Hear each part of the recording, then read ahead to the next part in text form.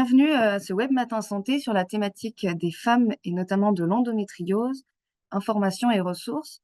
Je suis Ségolène Duclosio, je suis chargée de mission prévention et promotion de la santé à la Mutualité française Centre-Val de Loire. Et aujourd'hui, nous accueillons Camille Lopiteau, qui est également chargée de mission prévention et promotion de la santé à la Mutualité française Centre-Val de Loire. Bonjour Camille. Bonjour. Une petite présentation de la Mutualité française. Donc, nous sommes la Mutualité française Centre-Val de Loire, c'est-à-dire l'union régionale de la Mutualité française. Et nous représentons et rassemblons plus de 124 mutuelles dans les 6 départements de la région, ce qui représente plus de 1,2 million de personnes protégées. Notre mission est de mettre en place notamment des actions de prévention, promotion et santé dans la région. En 2023, c'était plus de 300 actions qui étaient mises en place. Et ces actions sont sur différentes thématiques, notamment le maintien de l'autonomie, la santé mentale ou encore la santé environnementale. Aujourd'hui, nous sommes donc avec Camille Lopiteau, qui est diplômée d'une licence en sciences de la vie ainsi d'un master en santé publique. Elle met aujourd'hui en pratique toutes ses connaissances au sein de la Mutualité française et elle continue de développer son expertise. Elle est notamment formatrice de premiers secours en santé mentale. Et donc, ce webinaire va se dérouler en 2 temps principaux. Il y aura d'abord l'intervention de Camille, puis des questions-réponses. Donc, comme je vous disais, n'hésitez pas à les poser au fur et à mesure. Et je vous partagerai également dans le chat un questionnaire de satisfaction que vous pourrez remplir à la fin. N'hésitez pas à le remplir, ça nous permet de vous proposer des webinaires toujours plus intéressants et adaptés à vos demandes. Voilà, Camille, je vais te laisser prendre le relais. Merci. Alors,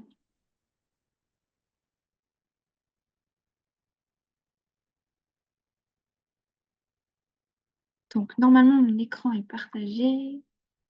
Hop. Est-ce que c'est beau? Super. Donc bonjour à tous. Donc j'ai déjà été présentée et je suis ici aujourd'hui pour vous parler donc de l'endométriose, vous donner quelques informations et ressources. Avant de débuter, je voulais juste préciser que je ne suis pas médecin. Donc il est possible que je ne puisse pas répondre à toutes les questions. Néanmoins, n'hésitez pas à les poser pendant le webinaire. On y répondra à la fin. Donc, le webinaire va se dérouler de cette manière, en 3 parties. La première partie sera sur qu'est-ce que l'endométriose. Je vous donnerai la définition et les symptômes de cette maladie. On verra ensuite sur une partie sur la prévention de l'endométriose. J'aborderai le diagnostic et les traitements. Et enfin, la dernière partie sur la conclusion. Donc, qu'est-ce que l'endométriose? Avant de parler de l'endométriose en tant que telle, je voudrais faire un petit point d'attention sur le cycle menstruel, puisque c'est une part importante de cette maladie. Donc, ça va commencer, je ne sais pas si vous voyez ma souris, mais en tout cas, ça commence ici avec la phase menstruelle. Donc là, elle est représentée en début de cycle, mais ça peut être aussi la fin d'un cycle, c'est comme vous préférez. Et c'est en fait le moment où la muqueuse utérine va se nécroser et être éliminée. Ensuite, il y a cette phase-là, avec une augmentation du taux de progestérone, pardon, du taux d'œstrogène, excusez-moi, la courbe en vert juste ici. Et cette augmentation va stimuler la croissance de la muqueuse utérine, qui va donc s'épaissir et se préparer progressivement à une éventuelle nidation. Juste là, on a la phase d'ovulation. Et juste après, la dernière phase, avec une diminution du taux d'œstrogène toujours en vert et une augmentation cette fois-ci du taux de progestérone dans le sang. Et cette combinaison va entraîner une maturation de la muqueuse utérine qui donc se prépare pour une éventuelle nidation. S'il n'y a pas de nidation, on repart au début du cycle avec la phase menstruelle. Vous allez comprendre pourquoi ce cycle est important pour l'endométriose, puisque donc l'endométriose, elle est caractérisée comme une maladie gynécologique inflammatoire et chronique. Une maladie chronique, c'est une maladie de longue durée, évolutive, et qui a un impact sur la vie quotidienne. Et donc, l'endométriose est une maladie qui se caractérise par la présence en dehors de l'utérus d'endomètre ou de tissu endométrial. L'endomètre, c'est la muqueuse utérine. Et donc, on va parler de migration de cellules. Donc, ces cellules utérines vont entraîner des réactions inflammatoires ainsi que des lésions et des cicatrices.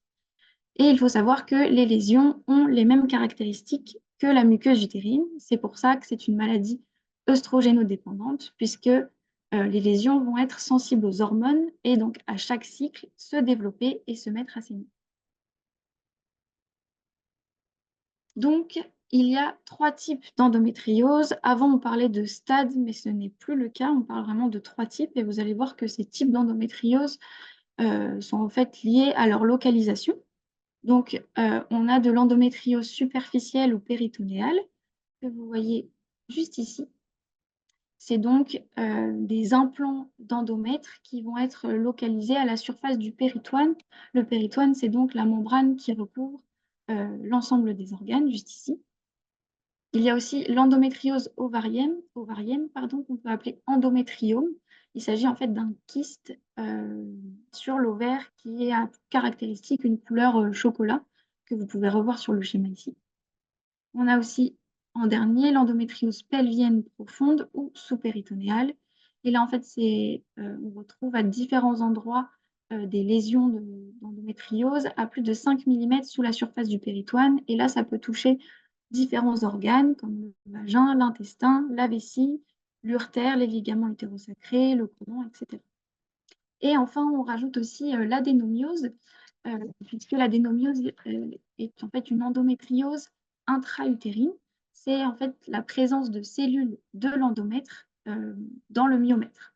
Donc l'endomètre, c'est la muqueuse utérine et le myomètre, en fait, est le muscle utérin que vous voyez en rose plus clair ici. Il y a 3 types d'adénomiose. Adénomiose diffuse, là, ça touche l'ensemble du muscle. Il y a aussi l'adénomiose focale, qui, elle, est à des endroits bien localisés sur le muscle. Et enfin, l'adénomiose externe, si, en fait, l'endométriose profonde infiltre le myomètre. C'est-à-dire, euh, par exemple, si une femme ou une personne menstruée a de l'endométriose profonde au niveau des ligaments utérosacrés juste ici, et que cette endométriose évolue et se développe, ça peut toucher en fait le myomètre juste ici, et donc devenir une adénomiose externe. Alors, à votre avis, petite question dans laquelle vous pouvez répondre sur le chat. Combien de personnes menstruées sont touchées par l'endométriose? Je peux vous donner quelques pistes. Une personne sur 5, une personne sur 10, une personne sur 20 ou une personne sur 100. Je vous laisse une petite minute pour y répondre.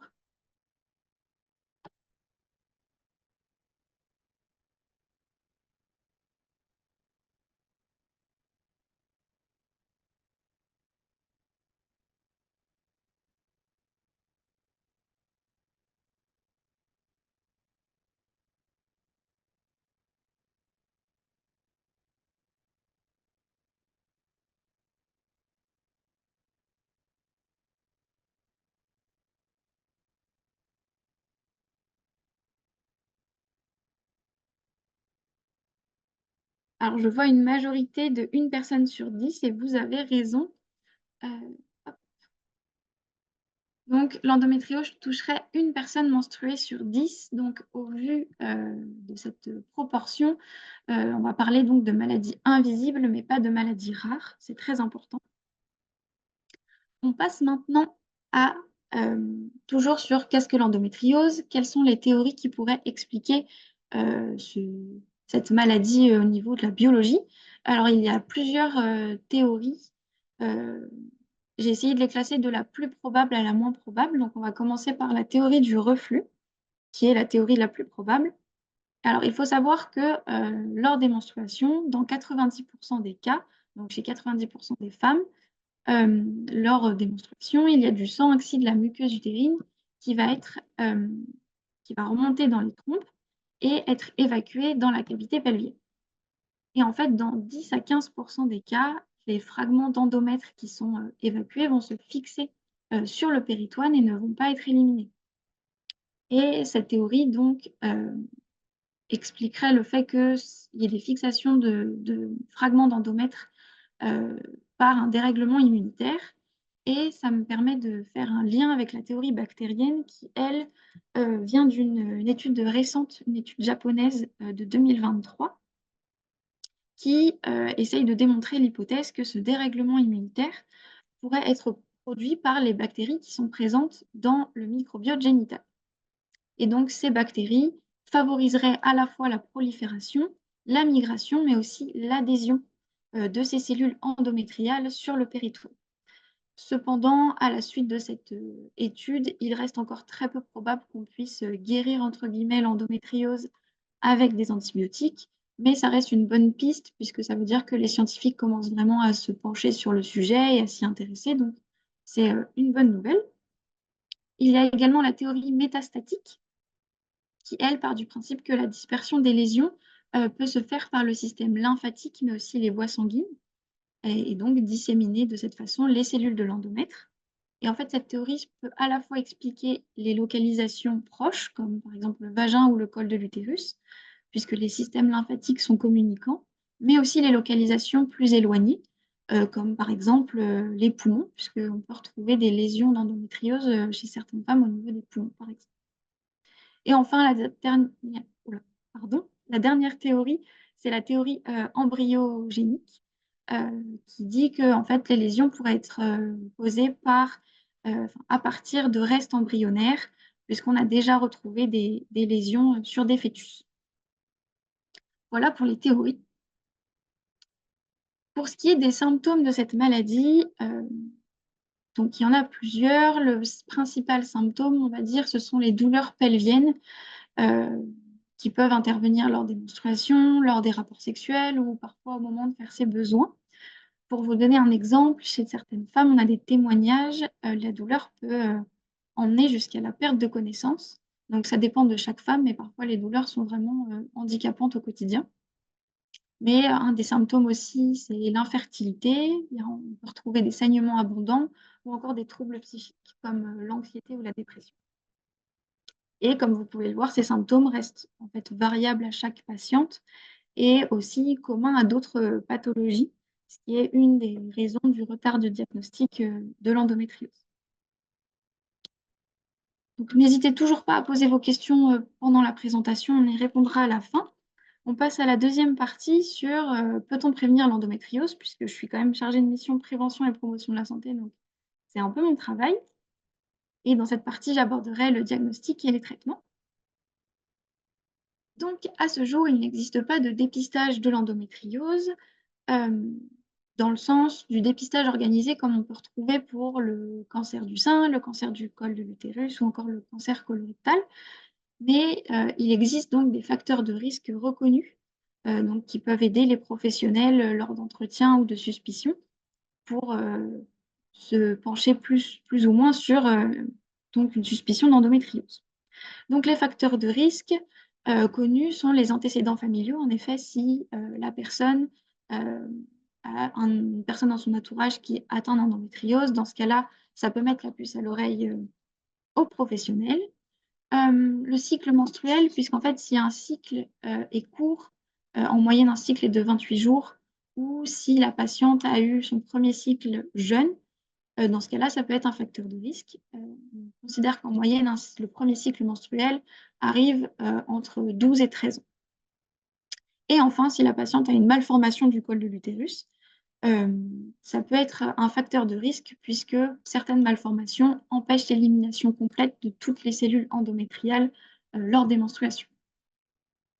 Mais il y a aussi de nombreuses recherches qui sont effectuées sur d'autres facteurs de risque, comme l'immunité, c'est ce qu'on a vu tout à l'heure avec l'étude japonaise, ou encore les perturbateurs endocriniens.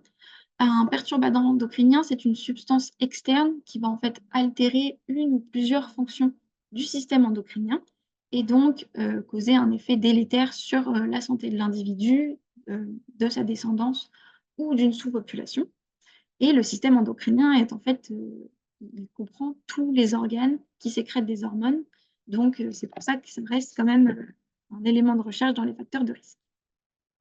Donc s'il n'y a pas de dépistage, je vais vous présenter comment se fait en fait le diagnostic de l'endométriose.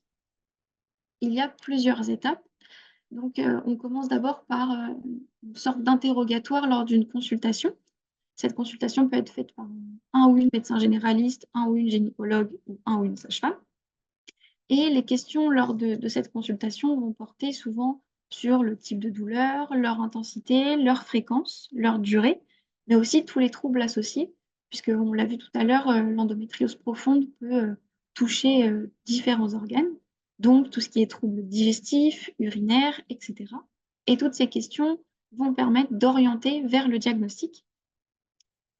Si on a toujours une suspicion à la suite de ces questions, on peut faire un examen clinique ou gynécologique qui va être généralement un toucher vaginal ou un toucher rectal. Et là, il est très important de rappeler que cet examen doit toujours être fait dans le respect du consentement de la patiente et une fois lui avoir donné vraiment toutes les informations préalables à cet examen pour obtenir son consentement éclairé.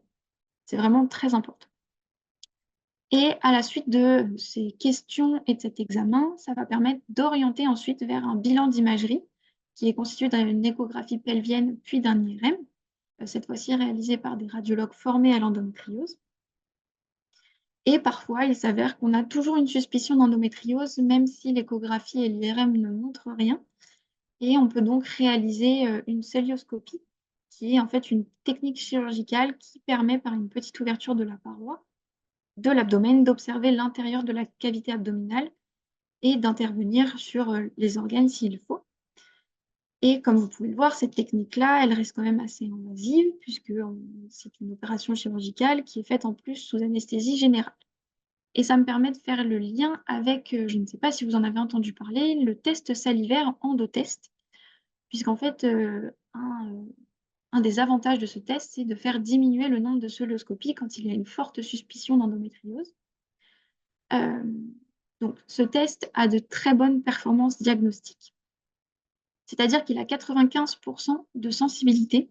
La sensibilité, c'est la probabilité d'être testé positif lorsqu'on est malade. Et il a 94% de spécificité. La spécificité, c'est la probabilité d'être testé négatif lorsque l'on n'est pas malade. Donc, il a de très bonnes performances diagnostiques. Il permettrait de faire diminuer le nombre de cœlioscopies, donc ce qui est quand même un avantage. Le problème, c'est que pour l'instant, la HS s'est prononcée sur ce test et en fait, il est très novateur et prometteur, mais il est impossible pour l'instant d'assurer le remboursement pérenne. Donc, il va entrer en 2025 normalement dans le cadre du forfait d'innovation pour permettre à des femmes d'en bénéficier et permettre à la HAS d'avoir plus d'informations sur, par exemple, l'impact du test sur la prise en charge des patients. Et donc, à la suite de ce forfait d'innovation, la HAS se prononcera sur un remboursement ou non de ce test. Voilà pour le diagnostic. Mais donc, s'il n'y a pas de dépistage, est-ce qu'on peut parler de prévention? Et donc oui, puisque la prévention va passer par la sensibilisation. Et c'est ce qu'on fait aujourd'hui avec le webinaire, mais il y a aussi des journées d'information qui sont organisées. Il y a des associations, des ateliers qui peuvent être organisés par ces associations. Il y a plein de formes de sensibilisation. Et c'est important de sensibiliser pour pouvoir informer le grand public de cette thématique, euh, qui puissent après en informer leur entourage et donc que ça puisse toucher le plus de personnes possible, puisque c'est ce qu'on a dit, c'est pas une maladie rare, mais c'est une maladie invisible. Je vous mets également quelques ressources qui m'ont aidé à faire ce webinaire. Vous retrouverez à la fin du diaporama la bibliographie et vous aurez le diaporama normalement en PDF par mail. Donc n'hésitez pas à vous y référer si ça vous intéresse. Donc, il y a le site de l'assurance maladie, évidemment, et le site de l'Organisation mondiale de la santé qui ont fait un dossier sur l'endométriose. Je vous ai mis également les sites des différentes associations. Donc, il y a Info Endométriose, Endomind ou EndoFrance. Je vous mets également le site de l'Agence nationale pour l'amélioration des conditions de travail, puisqu'ils ont fait un dossier sur l'endométriose en entreprise. Et enfin, pour les personnes qui sont sur les réseaux sociaux, j'ai mis en exemple quelques comptes Instagram, mais il y en a beaucoup d'autres. Et c'est assez enrichissant puisque ce sont des femmes qui parlent de leur quotidien avec cette maladie. Et donc, c'est une approche différente et très intéressante. Donc, si jamais vous êtes sur les réseaux, n'hésitez pas à aller faire un tour. On passe maintenant au traitement. Donc ici, je vais vous parler des traitements pour diminuer la douleur et les lésions, puisqu'en fait, on ne parle pas de traitement pour guérir de l'endométriose. Malheureusement, on apprend à vivre avec, mais on ne peut pas en guérir. Donc, il y a des traitements médicamenteux, des traitements hormonaux ou antalgiques. Donc, les traitements hormonaux, c'est pour en fait bloquer la production d'hormones féminines et donc bloquer les pics d'œstrogènes et ainsi diminuer la prolifération et les saignements des lésions. Les traitements hormonaux, c'est généralement des contraceptifs comme la pilule ou les stérilés. Il y a également donc traitement parentalgique. Là, c'est vraiment uniquement pour traiter la douleur. Il y a également des traitements chirurgicaux, donc ablation de lésions, ablation d'endométriome. L'endométriome, c'est l'endométriose ovarienne, pour rappel, ou encore des interventions pour l'endométriose profonde. Dans ce cas-là, voilà, c'est invasif, c'est des interventions chirurgicales. Et je vous ai rajouté également les thérapies complémentaires. Donc, ça ne rentre pas dans la médecine conventionnelle, mais c'est vraiment des thérapies centrées sur le bien-être. Et parfois, ça aide les femmes dans leur traitement. Donc, je vous ai mis réflexologie, acupuncture, mais il y en a plein d'autres. Et donc, comme on vous l'a dit au début avec Ségolène, on travaille à la Mutualité française Centre-Val de Loire. Donc, je fais un petit focus sur ce qui se passe dans notre région et plus particulièrement dans le Loiret, puisqu'il y a une mise en place d'un programme d'éducation thérapeutique du patient pour les femmes qui souffrent d'endométriose. Donc, l'éducation thérapeutique du patient, c'est en fait des programmes qui visent à aider les patients à acquérir ou à maintenir les compétences dont ils ont besoin pour gérer au mieux leur vie avec leur maladie chronique. Et donc là, ce programme est près de Montargis et il propose une prise en charge multidisciplinaire avec des ateliers à la fois individuels mais aussi collectifs sur l'alimentation, l'activité physique, mais aussi les émotions. Et c'est proposé par une équipe pluridisciplinaire. Donc, il y a des gynécologues, des patientes expertes, des infirmiers, des kinés. Donc, voilà. Si ça vous intéresse, n'hésitez pas à aller voir ce programme. Donc, on passe maintenant à la dernière partie, donc à la conclusion, que j'ai coupée en 4 grands points à retenir de ce webinaire. Donc, le premier, c'est que l'endométriose est une maladie gynécologique inflammatoire et chronique qui est caractérisée par la présence de tissu endométrial en dehors de l'utérus. Et ça va provoquer des symptômes tels que des douleurs pelviennes, de l'infertilité et des troubles psychiques. Le deuxième point est que le diagnostic est réalisé en plusieurs étapes. Il y a d'abord un entretien, puis un examen médical et enfin un bilan d'imagerie. Évidemment, très important, chaque étape doit être réalisée dans le respect du consentement de la patiente. Troisième point, il existe différents traitements pour diminuer la douleur et les lésions, pas pour guérir de l'endométriose. Il y a donc les traitements médicamenteux, chirurgicaux ou encore des thérapies complémentaires. Et enfin, dernier point, la prévention de cette maladie passe par la sensibilisation et l'information du grand public. Donc, n'hésitez pas à vous référer aux différentes ressources si cette thématique vous intéresse. Merci à tous pour votre attention. On va maintenant répondre aux questions et vous avez sur cette diapositive le QR code pour le questionnaire de satisfaction. Si vous pouvez prendre le temps d'y répondre, ça nous aiderait. Merci. Merci beaucoup, Camille. C'était très intéressant et très complet. Donc effectivement, en parallèle des questions, vous pourrez répondre au questionnaire de satisfaction qui se trouve également dans le chat, le lien. Alors on a déjà une première question. Est-ce que tu pourrais nous indiquer le coût d'un test salivaire et dans quel laboratoire est-ce que on peut le faire aujourd'hui? Alors, le coût d'un test salivaire, justement, alors je ne sais pas dans quel sens c'est, mais en fait, ça coûte assez cher à l'assurance maladie, on va dire. C'est pour ça que pour l'instant, ça ne peut pas être remboursé de manière pérenne dans le temps. Euh, mais il y a des études qui sont faites par la HAS pour voir si l'impact est suffisamment important pour pouvoir le rembourser et dans quel laboratoire on peut le faire. Et dans ce cas-là, si je ne me trompe pas, ce sera le médecin qui devra réaliser ce test-là. Pour compléter, pour vous donner un ordre d'idée, je crois qu'aujourd'hui, un test salivaire, c'est entre 500 et 1000 euros le test. Voilà. On a une autre question. Bah, en fait, tu viens un petit peu d'y répondre. Le test salivaire en 2025 sera-t-il remboursé? Alors oui, puisqu'en fait, il va être entré dans le forfait d'innovation. Et donc, ça permettra à la HAS d'avoir des données. Mais c'est vraiment dans le cadre de ce forfait-là. Donc, j'imagine qu'il y aura des conditions particulières. Ce ne sera pas encore un remboursement pour le grand public. Mais s'il est proposé, oui, normalement, il sera remboursé. Merci. Il y a une question également. concrètement sur la maladie. Est-ce que l'endométriose prend fin avec la ménopause? Alors, c'est une bonne question. Je n'ai pas trouvé de données sur cet aspect-là après au moment de la ménopause, mais je ne peux pas y répondre. Mais il faut savoir qu'à la ménopause, il y a encore des pics d'hormones, donc peut-être que ça influe encore sur la maladie. Très bien, merci. J'ai pas laissé cette question. On a une autre question. Est-ce que l'on sait si on a une augmentation statistique de la maladie? Alors non, il n'y a pas de chiffre sur une augmentation statistique.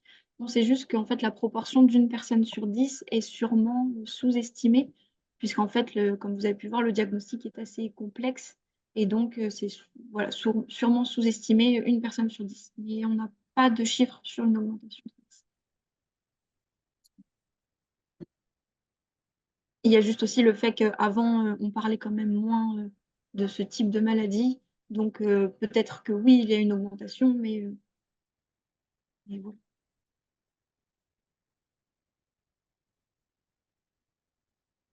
Ah, on a une Oui. réponse à la question concernant les ménopauses, je crois. Non, les lésions restent, mais il est possible que les douleurs disparaissent avec la chute des œstrogènes à la ménopause. Merci.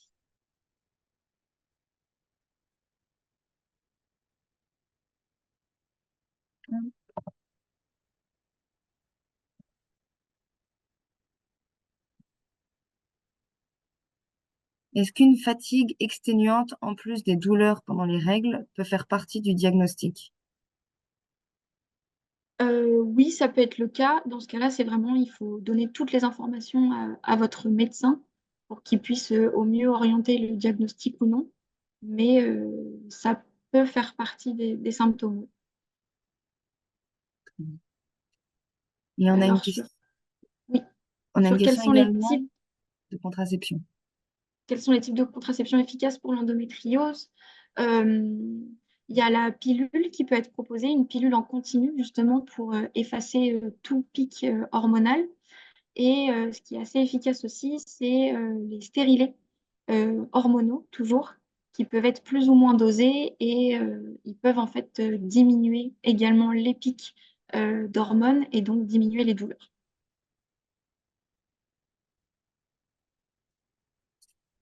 Et concernant les symptômes, j'imagine, est-ce qu'une anémie également est un signe de diagnostic? Peut-être un signe de Alors diagnostic. non, puisqu'en fait l'anémie, elle peut être retrouvée chez euh, la majorité des femmes, puisqu'on a une perte de sang pendant nos menstruations, et donc cette perte de sang peut entraîner des anémies. Donc c'est pas propre à l'endométriose. Euh, voilà, c'est pas propre à l'endométriose, mais ça fait partie, oui, des symptômes, enfin, de ce qui peut arriver avec les menstruations des femmes.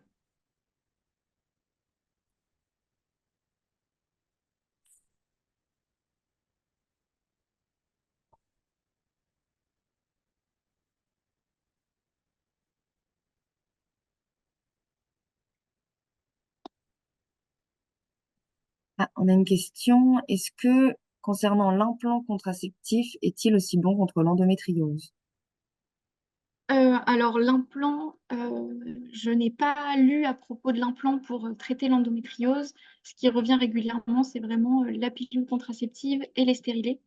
Là, c'est peut-être à voir avec votre médecin, si jamais c'est ce que vous souhaitez, mais je n'ai pas lu à propos de l'implant. Et ensuite, je vois combien de temps ça met à se faire diagnostiquer en moyenne. Alors, c'est très variable. Il y a des femmes pour lesquelles il y a une vraie errance médicale à ce sujet-là, d'autres pour qui ça peut être plus rapide. Donc là, je ne peux pas donner une moyenne.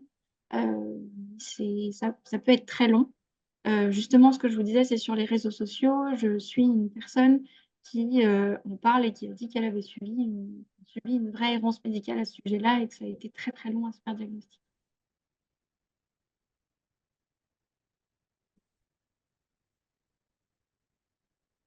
Oui, la formation des médecins est primordiale, effectivement.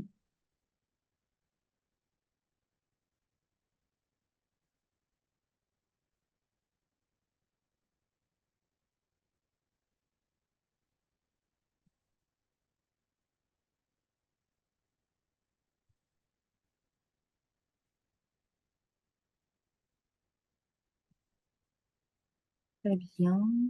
N'hésitez pas si vous avez d'autres questions encore. Si vous avez d'autres questions, en attendant, si vous le souhaitez, je peux simplement vous montrer. Vous aurez cette bibliographie-là, du coup, sur le diaporama, si ça vous intéresse, pour aller voir sur quoi j'ai été chercher pour ce webinaire.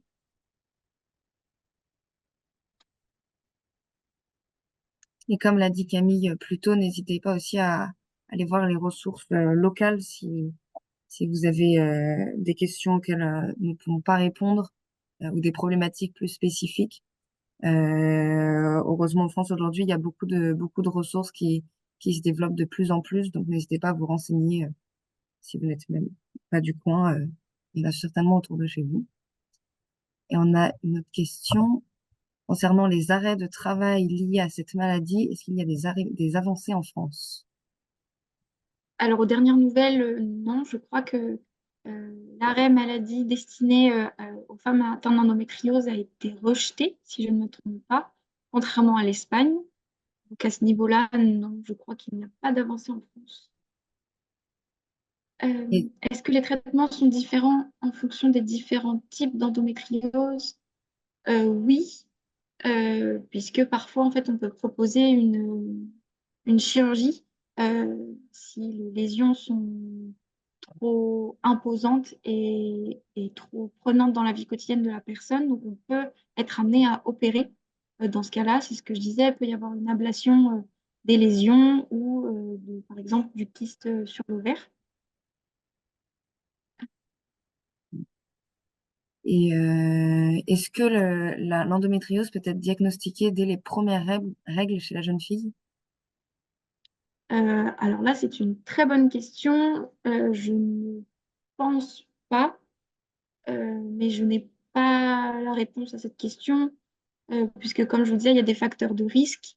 Donc peut-être que si cette jeune fille a son cycle très jeune, peut-être que ça peut jouer, mais je ne suis pas sûre que ça puisse être diagnostiqué dès les premières règles. On a également une question. Est-ce que l'ablation de l'appareil génital entier serait la solution absolue? Alors là, c'est un avis personnel, mais je ne pense pas, puisque chez certaines femmes, les traitements, que ce soit les traitements hormonaux ou les traitements chirurgicaux, permettent en fait de vraiment diminuer les douleurs. Donc, si c'est une personne, par exemple, qui a un désir de grossesse, ça peut être intéressant de d'abord passer par ce type de traitement avant de justement en arriver à l'ablation de l'appareil génital entier. Mais encore une fois, ça dépend des personnes, des patientes et de ce qu'elles veulent, évidemment. Et une autre question, une personne qui a une paralysie douloureuse de la jambe pendant les cycles et qui se demande si ça peut être relié à l'endométriose. Alors là, c'est pareil, je n'aurai pas de réponse bien précise, mais ça peut être lié, oui, peut-être à la localisation d'une lésion qui pourrait entraîner ce type de douleur. Mais là encore, il faut vraiment aller voir un médecin si vous avez ce type de douleur-là pendant vos règles. Merci. Et on a une réponse par rapport à la question de tout à l'heure sur les traitements en fonction du type d'endométriose et que effectivement, apparemment, la différence de traitement dépend du type d'endométriose. Par exemple, avec le type E, qui est la pelvienne profonde. Je pense que Camille, tu sauras mieux comprendre la réponse que moi, peut-être. Donc, l'endométriose pelvienne profonde, il ne faut pas de stérilet car c'est inflammatoire et donc ça développerait davantage la prolifération, donc la prolifération de lésions, si j'ai bien compris. Euh, donc, lorsque c'est... Ah, attendez, hop, je vais remettre.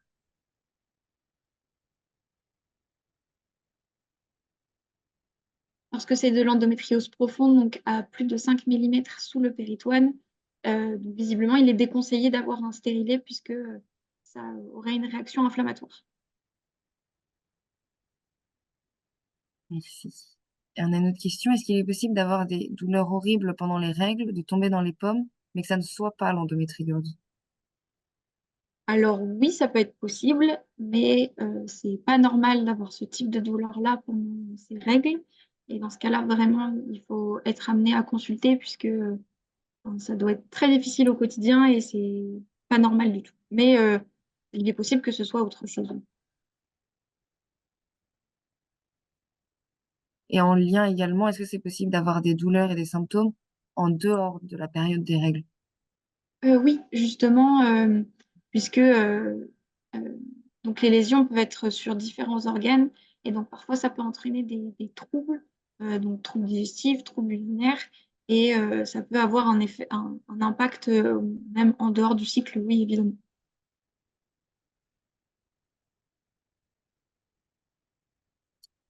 Oui, effectivement, notamment au moment des pertes blanches, donc proche de l'ovulation.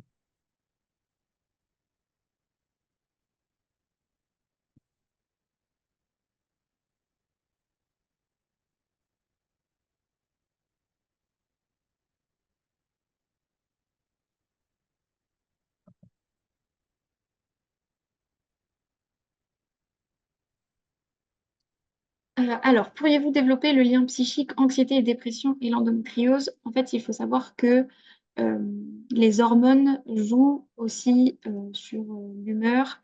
Euh, il y a de nombreuses études qui montrent que, par exemple, la pilule contraceptive ou encore les stérilés peuvent entraîner un risque plus élevé de dépression ou d'anxiété, puisqu'en fait, vraiment, les hormones jouent un rôle sur notre humeur.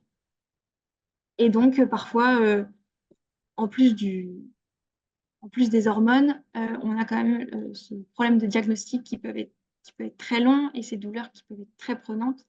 Et ça peut directement impacter voilà, tout ce qui est anxiété, dépression, de ne pas savoir d'où vient cette douleur qui peut être vraiment très handicapante. Euh, cette- Parfois, certaines femmes sont dans l'incapacité de faire certaines choses, de sortir, d'aller travailler. Donc ça peut en plus jouer sur l'anxiété et la dépression. Merci. Donc, effectivement, on a une confirmation que, de ce que tu disais, que les douleurs en dehors du cycle peuvent également avoir lieu selon la localisation des lésions, comme tu nous l'expliquais, avec les types d'endométriose.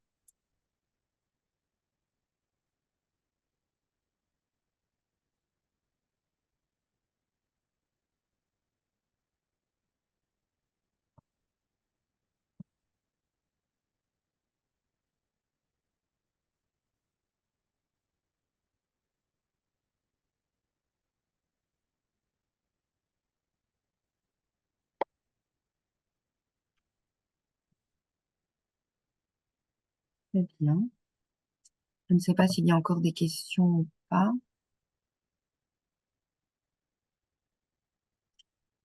Sachant qu'on rappelle que si vous avez le moindre doute ou la moindre question, c'est très important déjà de prendre rendez-vous aussi rapidement, enfin régulièrement avec votre gynécologue ou votre sage-femme et de poser toutes les questions qui peuvent vous tarauder.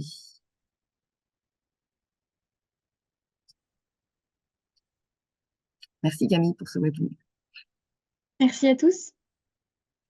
Merci. Donc n'hésitez pas. Ah, on a une autre question. Ah, la première question sur les traitements, changements alimentaires, anti-inflammatoires et sport. Alors je n'ai pas compris la question. Si Je crois c'est que une c'est une question. réponse à la première question, si je me trompe pas. Ah oui, très bien. Merci beaucoup pour ce complément d'information. Merci à tous. N'hésitez pas, en tout cas, à remplir. Ah, super, c'est ça. À remplir le questionnaire. Et puis, on se retrouvera le 16 octobre prochain pour un webinaire à propos des jeunes aidants, euh, pour en apprendre plus sur ce terme et notamment qui sont ces aidants. Voilà. Donc, on s'y retrouve. Merci encore. Merci Camille. C'était très intéressant Merci et à très tous. complet. Merci Ségolène.